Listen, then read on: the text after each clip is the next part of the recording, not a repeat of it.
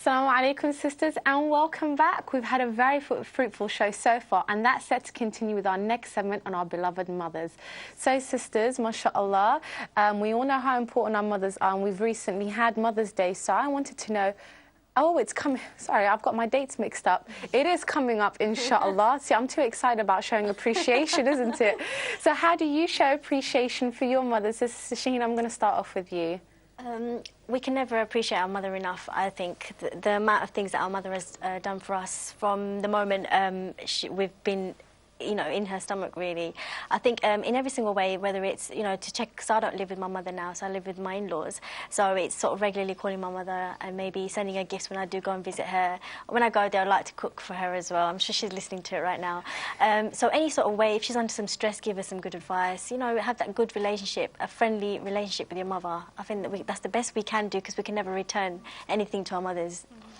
MashaAllah. This actually reminds me of a really funny YouTube video I saw. Basically, it's a Muslim boy and his mum. And he said, normally, you know, we do these things where we kind of moan about our parents and the crazy things they do. And he said, I've got my mum on so that she can talk about all the annoying things that kids do. And it was really funny. Her list was basically just be a good human being. It was like, just be nice.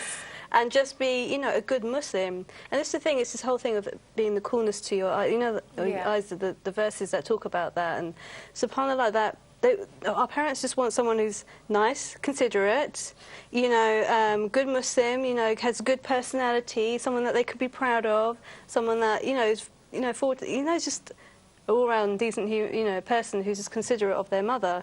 So, you know, just always thinking about what they need, what they want, you know, that kind of thing. So, you know, mashallah, you know, that's really, really nice that you just said, just be a human, a decent human being. Yeah, you think it's common sense, don't you? It's easy. Yeah. SubhanAllah, you know, there are some brothers and sisters out there who unfortunately don't have their mothers around anymore because they've passed away. But one thing that they could do even, mashallah, is I've heard an example of someone who, mashallah, their mother had passed away, but what they do is they pray nawafil for their mum, you know, with the intention of this being rewardable for their mum. And I think that is just so beautiful, and the fact that, you know, every single day, and it's just an example to show that, you know, we can continue, you know, with fulfilling, you know, rewards towards our parents even after they've gone by just doing acts of worship like that as well. Absolutely. Yeah, and I know that if my mom's listening, she probably is, she knows that I do everything for her, but like you said, it's never going to be enough to be able to repay. Absolutely. I think with our parents sometimes, because they always want to look after us, they're always there, no matter how rubbish you are, they're always going to be around, isn't it? And they're still going to love you no matter what. So sometimes it can knock us off our game and not make us be as good as we should be. If there's anyone you treat really, really well and to a very high standard, it should be our parents, but it's not always the case. I read a little quote, a quick one from Facebook. A mother can look after 10 children at once, but 10 children can't look after one mother when she's old. That says a lot. Yeah. That says a lot. So I think sometimes we don't appreciate our mothers, and you know, they say you don't know what you've got until you lose it, and a lot of people that lose their mothers, they realise. I mean, we should be a little bit more patient with them, because we know as parents get older, you know, they're not as, you know, accommodating as probably as they used to be. Because they're older, they lose patience a little bit, and because we're grown up, we should be able to, you know, do things for them in the way that they'd like it to be done, inshallah. Absolutely. And, you know, Jannah is at the feet of the mothers, and we know that the Prophet ﷺ, he said 3 times, you know, that our mother, you know, the mother is the one that should be treated the best. It's our mother 3 times, subhanAllah. Well, jazakallah khair for that, sisters. We've sadly come to the end of the show, but we will be back tomorrow, inshallah, with another packed episode where we'll be discussing ihsan. But before we go, just another reminder of our competition this week. This week on Women's AM, we are holding an exciting competition for you sisters out there. Up for grabs is an Islamic eye prayer, an electronic salah prayer learning device incorporated within a prayer mat. Since this is such a special device, this week we are asking our viewers to write in and tell us why you should win this in 50 words. Who would use it?